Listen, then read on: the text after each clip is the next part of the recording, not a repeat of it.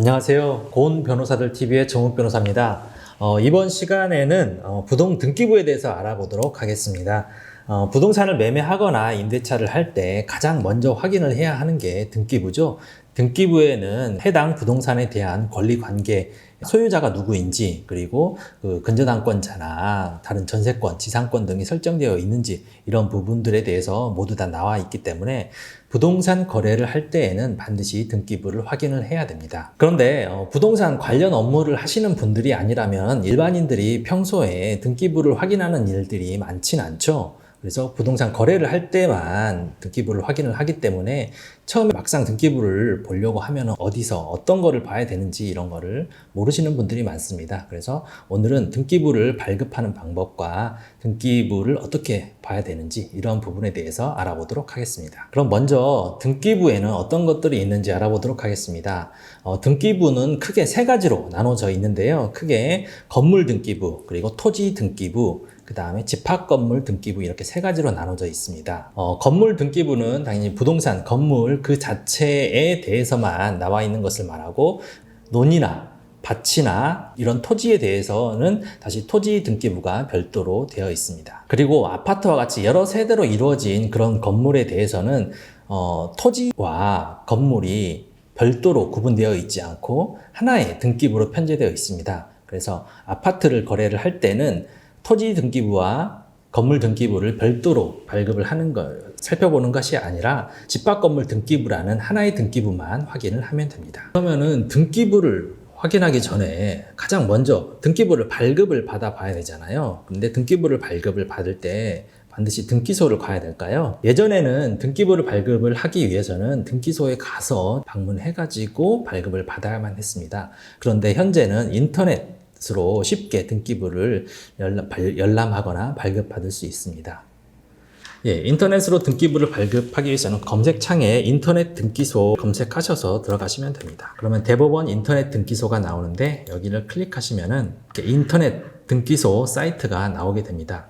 크게 이제 부동산 등기, 법인 등기, 동산 채권 담보 등기가 있는데 보통 많이 쓰시는 게 이 부동산 등기하고 이 법인 등기가 있습니다. 그래서 오늘은 부동산 등기에 대해서 알아볼 텐데요.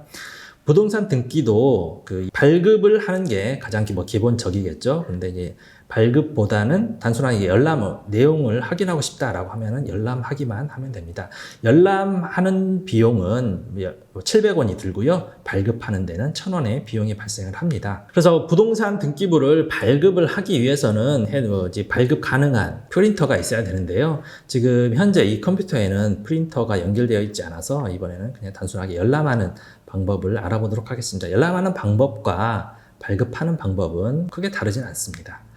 그래서 먼저 열람하기 버튼을 누르면 이렇게 열람하는 부동산 소재 지번으로 찾는 방법, 도로명 주소로 찾는 방법, 고유 번호로 찾는 방법이 있습니다. 그래서 지도에서 검색을 하셔서 소재 지번을 검색을 하시면 됩니다. 저희 사무실에 등기부를 열람하는 방법에 대해서 알아보도록 하겠습니다. 그래서 크게 소재 지번으로 찾기, 도로명 주소로 찾기 이거를 누르시면 되는데요. 소재 지번으로 찾아보도록 하겠습니다. 소재 지번으로 찾기 하시고 저희 사무실은 집합 건물이 아니기 때문에 토지 플러스 건물 이렇게 하시면은 두 가지 등기부가 한꺼번에 나오게 되고요. 토지나 건물 등기부를 누르시면 됩니다. 주소를 입력을 하시면 되고요. 이렇게 해서 누르시면은 지금 저희 사무실 주소가 나오고 여기를 선택을 하시면 됩니다. 그렇게 해서 말소 사항을 포함을 할 수도 있고 현재 유효 사항만 나올 수도 있는데 말소 사항 포함이나 이거는 선택을 하셔가지고 하신 다음에 다음을 누르시고 주민등록번호는 미공개로 하신 다음에 여기서 700원 결제를 하시고 나서 공동 열람을 하시면 됩니다. 네, 이렇게 부동산 등기부는 누구나 열람이 가능합니다. 그래서 자기가 이제 매수하고자 하는 그런 부동산이 있다고 한다면은 자기가 거기에 아무런 관련이 없는 사람이라고 하더라도 인터넷을 통해서 쉽게 등기부를 발급을 받을 수가 있으니까 반드시 부동산에 관한 계약을 체결하기 전에는 반드시 등기부를 먼저 발급받고 해당 등기부의 내용을 꼭 확인하셔야 됩니다. 그러면은 이제 등기부를 직접 보고 어떤 내용을 확인을 해야 되는지 알아보도록 하겠습니다. 그래서 보시면 이제 미리 준비를 해둔 등기부가 있는데요. 이 등기사항 전부 증명서에 이건 건물 등기부입니다. 저희 사무실의 등기부인데요. 건물 등기부가 있고 토지 등기부가 있습니다. 그래서 먼저 건물 등기부에 대해서 알아보면은 등기부는 크게 세 가지 부분으로 나눠져 있습니다. 그래서 표제부와 갑구 그리고 이렇게 을구가 나눠져 있습니다. 이 표제부는 건물의 표시, 그러니까 건물의 주소와 건물 번호를 나타내는 겁니다. 저희 사무실은 경기도 수원시 영통구에 주소를 두고 있고 건물 내역으로는 일반 철골 구조, 콘크리트 지붕 3층 건물입니다. 그리고 각 층마다의 면적까지 해서 이 해당 건물의 전체 내용이 나오게 됩니다. 그리고 갑구는 소유권에 관한 사항이 기재됩니다. 그래서 소유자가 누구인지, 소유자 이전 소유자부터 현재 소유자까지 모든 소유자에 관한 내용이 다 나옵니다. 그래서 처음에 소유권 보존 등기로서 첫 소유자가 누구인지 이렇게 나오고 소유자의 이름, 여기다가 삭제 처리를 했는데 실제 등기부를 발급을 받아보면은 소유자의 이름과 주민등록번호 앞자리 그리고 소유자의 주소까지 이렇게 상세하게 나오게 됩니다.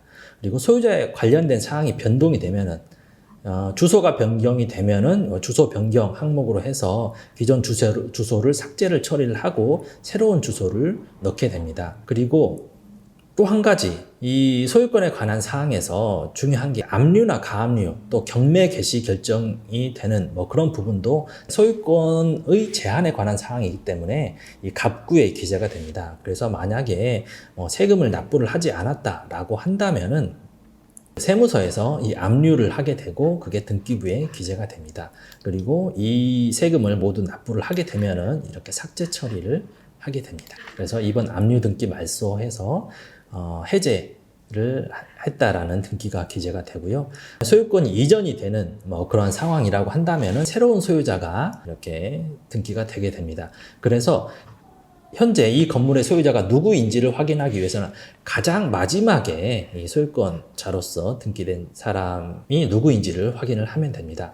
이 현재 건물은 이 학교 법인의 소유이기 때문에 전 소유자인 이분과 거래를 하면 안 되겠죠. 그러한 부분을 조금 꼭 확인하시기 바랍니다. 그리고 이번에는 을구에 대해서 알아보도록 하겠습니다. 을구는 여기에 소유권 이외의 권리에 관한 사항을 기재하는 부분입니다. 그래서 보통은 많이 설정되는 게 근저당권이 많이 설정이 되죠. 그래서 이 건물을 담보로 은행이나 개인으로부터 돈을 빌렸을 때 근저당권을 보통 설정을 하게 되는데 그러한 내용을 기재를 하게 됩니다. 그래서 근저당권이 이렇게 설정되어 있으면은 근저당권이 언제 설정이 되어 있는지, 채권 최고액이 얼마인지, 그리고 채무자는 누구이고 근저당권자는 누구인지 이런 내용들이 다 나와 있습니다.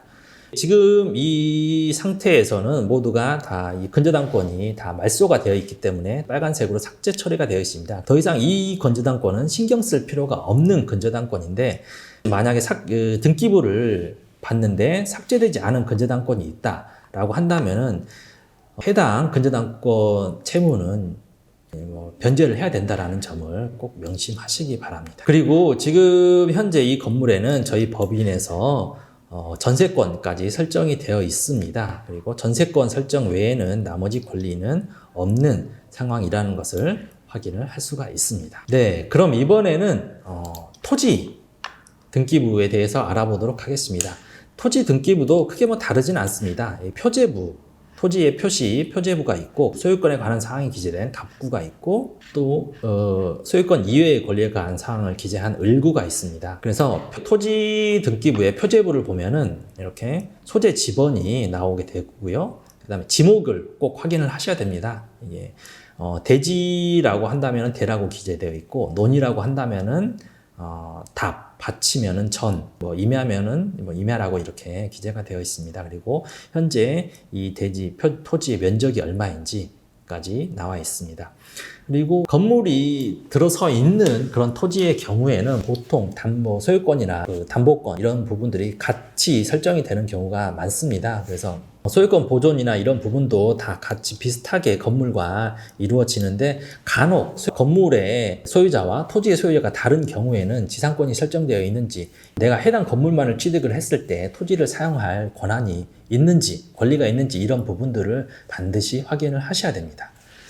이 사무실의 토지와 건물은 모두 같은 소유자가 가지고 있기 때문에 큰 문제는 없는 것 같습니다. 예, 그리고 을구를 살펴보면은 여기도 그 갑구와 동일하게 건물이 있는 토지는 보통 건물과 토지에 공동으로 담보를 설정을 하는 경우가 대부분입니다. 그래서 건재당권 설정도 이 건물 등기부에 설정된 내용하고 동일하게 건재당권이 설정되어 있는 것을 알 수 있습니다.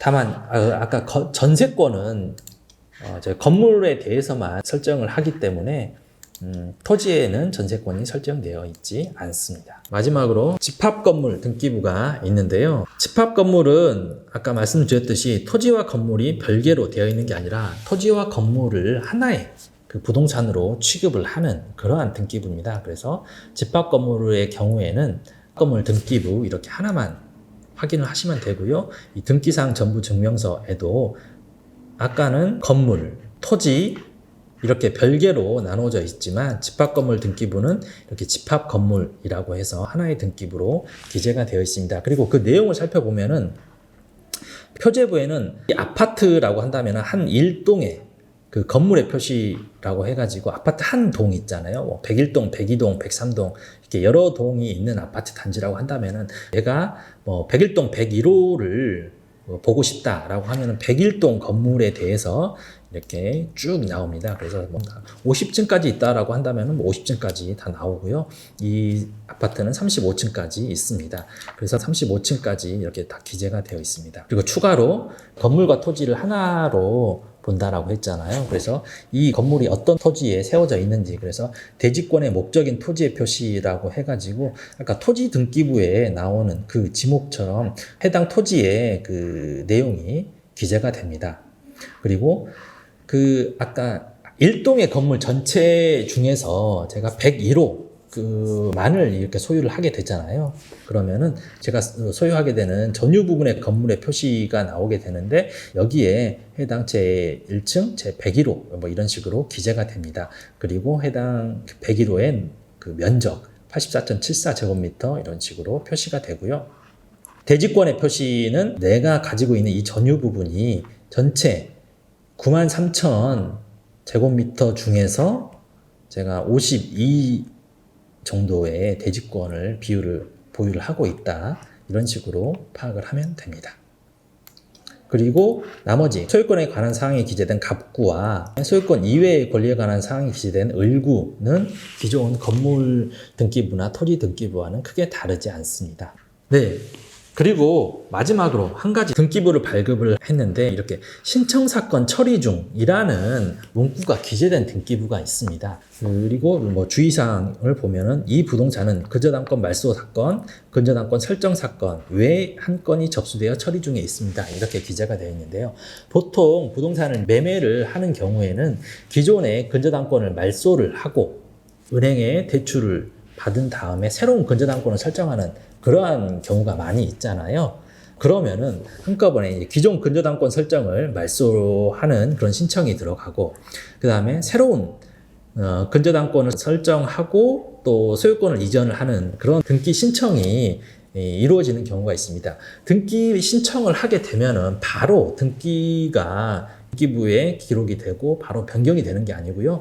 그 등기소에서 해당 신청 내용이 적절한 것인지 타당한 것인지를 확인을 하는 절차를 거치고 그게 큰 이상이 없다라고 하면은 등기부에 변경 등기를 하게 됩니다. 그래서 그 기간이 한 며칠 걸리는데요. 그러한 등기부 변경 신청이 들어오고 나서 최종 변경 등기가 되기 전까지는 이러한 내용의 신청이 들어와 있다라는 것을 알려주기 위해서 이렇게 신청사건 처리 중이라는 표시가 되게 됩니다. 그래서 이 내용을 보면 각각 대략적으로 어떤 내용으로 신청이 들어가 있는지를 알 수 있고 해당 내용이 충분히 설명 들었던 그런 사건이라고 한다면 큰 문제는 없지만 신청사건 처리가 될 거라는 점에 대해서 전혀 설명을 듣지 못했는데 신청사건 처리 중이라는 표시가 되어 있는 등기부라고 한다면은 이 부분에 대해서는 권리 관계에 분쟁이 있거나 아니면은 소유자가 매수인 몰래 대출을 받거나 하는 그런 경우가 있을 수도 있거든요. 그래서 그 부분에 대해서는 반드시 확인을 하시기 바랍니다. 네, 이상으로 등기부를 보는 법에 대해서 알아보았습니다. 부동산 거래를 할 때 가장 먼저 확인을 해야 하는 것이 등기부이기 때문에 등기부를 보는 법이 어렵다. 등기부를 어떻게 발급을 받아야 되는지를 모르겠다. 이렇게 어려워만 하지 마시고 반드시 등기부를 확인을 하셔가지고 본인의 권리를 꼭 찾기 바랍니다. 감사합니다.